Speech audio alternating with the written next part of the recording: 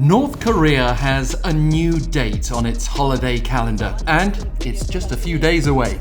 November 18th will mark the North's first Missile Industry Day, raising speculation that Pyongyang might conduct a major launch in line with the festivities, perhaps involving a spy satellite.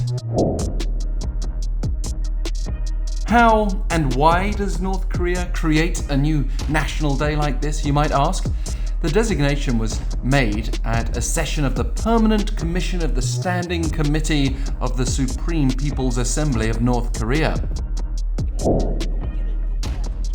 And November 18th isn't just a random day. It was chosen to honor the test firing of North Korea's Hwasong-17 intercontinental ballistic missile, or ICBM, on that very date last year. According to state media, that achievement was chosen because it displayed the might of a world-class nuclear power, and the strongest ICBM possessor was demonstrated to the whole world.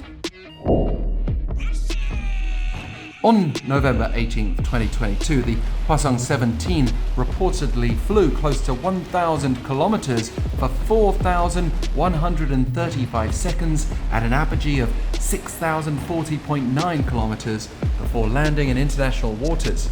It apparently traveled at 22 times the speed of sound, though South Korea's judged the North has not been able to master the atmospheric re-entry capabilities that would be needed to seriously threaten a distant target such as the US with an ICBM. But North Korea is developing those capabilities, along with its ambition to launch its first spy satellite to counter the US and South Korea. Following two failed satellite launches earlier this year and missing an October target for a third attempt, this new missile day might serve as a clue. And just last week, South Korea's spy agency said North Korea is believed to be in the final stage of preparations to carry out its third satellite launch of the year, potentially with support from Russia. And North Korea's Russia connection is doubly intriguing because the US is involved in South Korea's race to beat the North by soon launching its first homegrown reconnaissance satellite.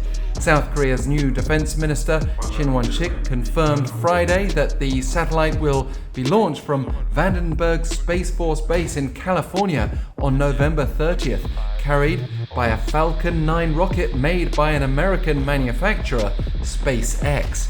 Seoul plans to launch a series of such satellites to develop its own monitoring of potential North Korean nuclear and missile threats in advance, a key aspect of South Korea's envisioned kill chain defense system.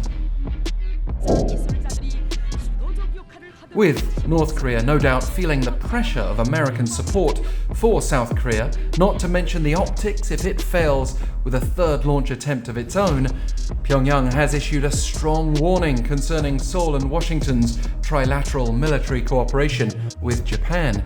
The North's main newspaper, the Noreong Shinmun, cautioned Sunday that this cooperation's entered a very dangerous stage that could drive the Korean Peninsula to the brink of not just a nuclear war, but the Third World War.